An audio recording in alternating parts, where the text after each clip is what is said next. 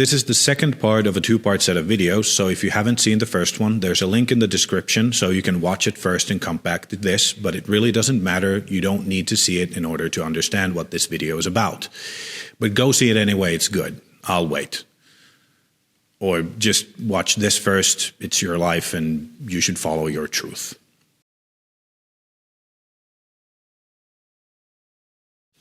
Most modern blockbuster movies are speculative fiction. Fantasy, science fiction, and superhero movies are all speculative fiction. They follow the formula of what if and therefore. What if there was a guy who was super strong, could fly and shoot laser beams out of his eyes? Humans can't do that, therefore he would have to be an alien or something.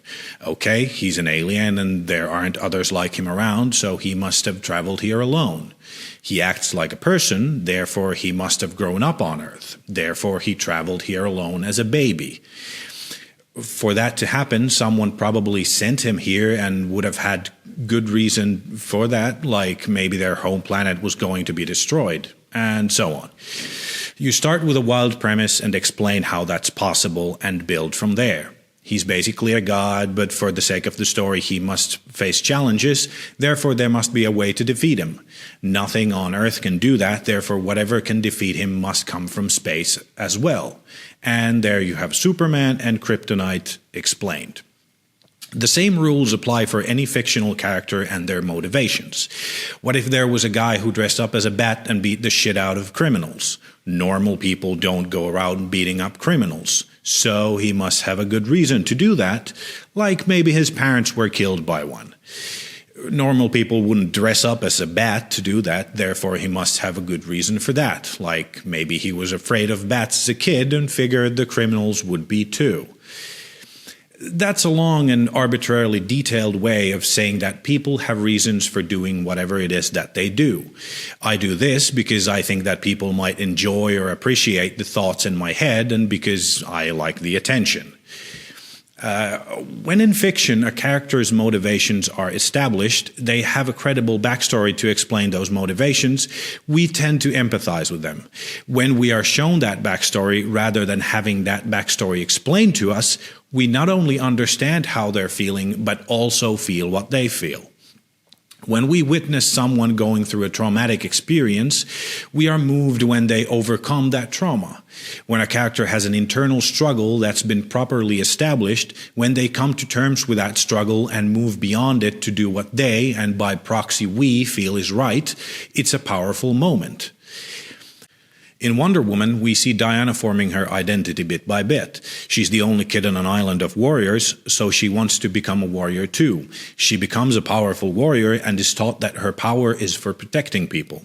She can't protect her aunt when the war hits the island, which gives her a very personal reason to end the war. She sets off on a journey to end the war and immediately gets hit in the face by how ambiguous and unjust the world is.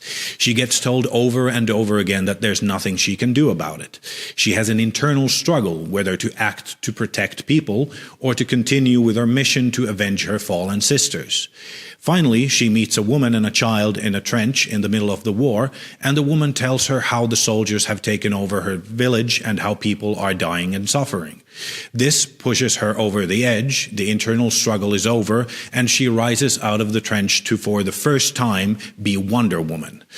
It's a powerful scene not because of the beautiful cinematography or the soaring music, but because we understand her. We felt the internal struggle too, and we are relieved and overjoyed when she becomes what she was meant to be. Fuck yeah! In the Pirates of the Caribbean movies, it's pretty well established that Jack Sparrow is a selfish, drunk asshole and only does anything to get drunk, laid, famous, or rich. His backstory is that he's a pirate, which isn't a backstory. It's like explaining away a character having no motivations by saying that they're mysterious. That's like if the only backstory we got for Aragorn is that shot of him smoking a pipe in the corner of the Prancing Pony.